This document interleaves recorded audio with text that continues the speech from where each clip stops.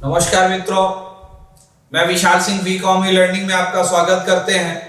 आज हम इस कॉमर्स के सिलेबस के अंतर्गत कंपनी एक्ट 2013 जिस प्रकार से method issue of the debenture, जिस प्रकार से कंपनियां शेयर इशू करती हैं, सेम उसी प्रकार से कोई भी कंपनी डिबेंचर भी इशू करने का अधिकार है या सेबी के एक्ट के अनुसार भी इशू हो सकते हैं।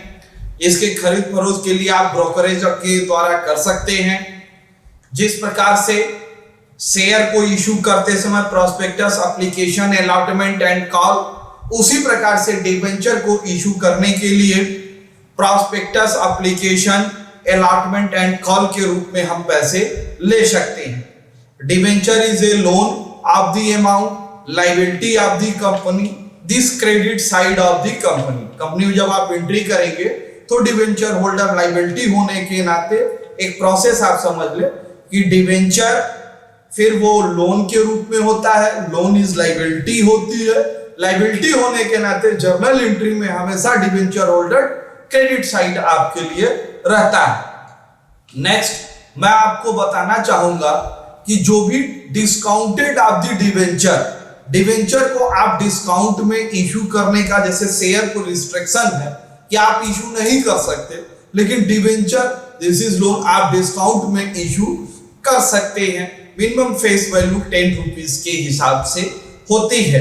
आपको डिबेंचर इशू करने के लिए मुझे मेथड्स आपको बताने हैं, क्योंकि अब मेथड्स में कुछ चीजें जाननी आपके लिए जरूरी है। First, issue of the BOD, company को एक अपने यहाँ सभी शेयर होल्डरों की एक मीटिंग बुलानी पड़ेगी, बोर्ड ऑफ डायरेक्टर से उसे पास करना पड़ेगा। सेकेंड, जनरल मीटिंग, जब भी डिबेंचर इशू करेगा तो कंपनी उसे अपने यहाँ डिबेंचर होल्डरों की के लिए कंपनी को एक इशू करने के लिए अपने शेयर होल्डरों का एक जनरल मीटिंग पास करवाना अनिवार्य, जो रेजुलेशन के अंतर्गत हो सकता है।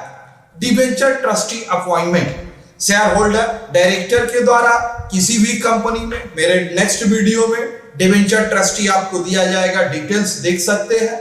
मैं उसमें बताऊं 500 से अधिक जब भी आप शेयर होल्डर इशू करेंगे तो डिबेंचर होल्डरों की सिक्योरिटी सुरक्षा करने के लिए किसी भी कंपनी में डिबेंचर ट्रस्टी का अपॉइंटमेंट किया जाता है, जिसकी एडवाइस पर डिबेंचर को इंटरेस्ट का निर्धारण, डिबेंचर होल्डरों की सुरक्षा सिक्योरिटी कवर और डिबेंचर डीड को बनाया जाता है। Prospectus of the application letter, debenture holder जब मार्केट में प्रोस्पेक्टस इशू किया जाता है तो डिबेंचर का एक निश्चित प्रोफार्मा का फॉर्म इशू करता है, जो भी चाहे उस कंपनी में इन्वेस्टमेंट करना चाहे तो कर सकता है। Registered to the filing of the debenture holder, debenture holder जो फॉर्म फिलअप करेगा उसकी पूरी जानकारी रजिस्ट्रार को देना अनिवार्य है। One set send to registrar.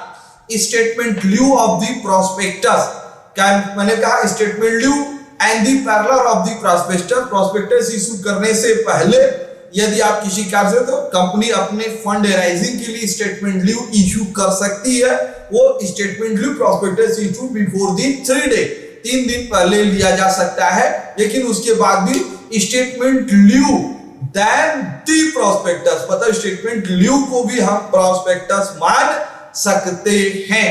Next, prospectus issue का allotment of the debenture 5 day, prospectus जब आप इशू करेंगे डिबेंचर होल्डर को, जब पैसे प्राप्त हो जाएंगे तो 5 डे में आपको अनिवार्य करना।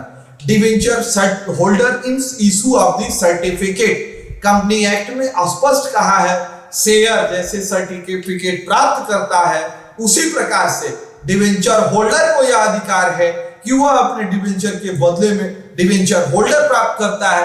उसी प्रकार से हम कर सकते हैं, जैसे शेयर होल्डर अपनी सभी शेयरों की नंबर संख्या एक सर्टिफिकेट पर शेयर स्टॉक प्राप्त करता है, उसी प्रकार से डिबेंचर होल्डर भी स्टॉक प्राप्त कर सकता है।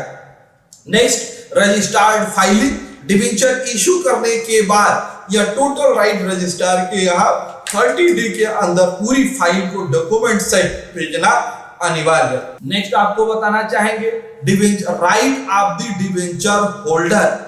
डिवेंचर क्या क्या है? डिवेंचर होल्डरों को रेमेडी या कुछ राइट कंपनी एक्ट के अंतर्गत दी गई है।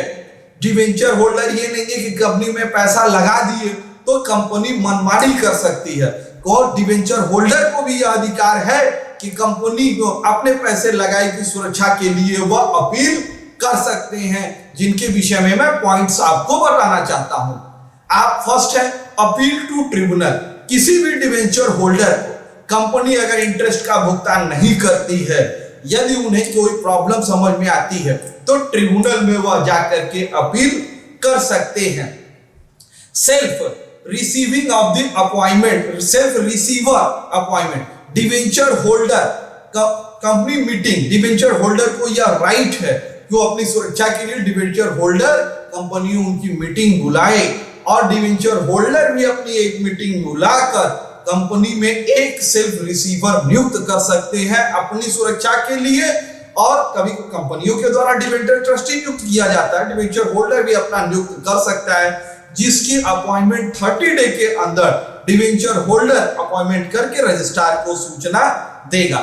Wind down of the company, जब भी कंपनी का समापन होगा तो फर्स्ट प्रेफरेंस पैसे की जो प्राप्ति भुगतान होगी वह डिवेंचर होल्डर को होनी चाहिए। Next order to tribunal. Tribunal यदि कोई ऑर्डर डिवेंचर होल्डर के पक्ष में देता है, अगर उन्हें कोई दिक्कत होती है तो कंपनी की असेट्स को सेल करके डिवेंचर होल्डर के पैसे का भुगतान किया जाएगा। Debenture trustee in the application, debenture trustee application, यदि कंपनी किसी भी डिवेंचर होल्डर का भुगतान करने में अनसिक्योर्ड असमर्थ रहती है तो डिवेंचर होल्डर ट्रस्टी के यहाँ वह रेमेडी पाने का यह अधिकार होता है। वह ट्रिब्यूनल में अपने कोर्ट दाखिल कर सकती है। सुनवाई के बाद वह टोटल अमाउंट प्राप्त करने का ट्रिब्यूनल उसे आदेश दे सकता है।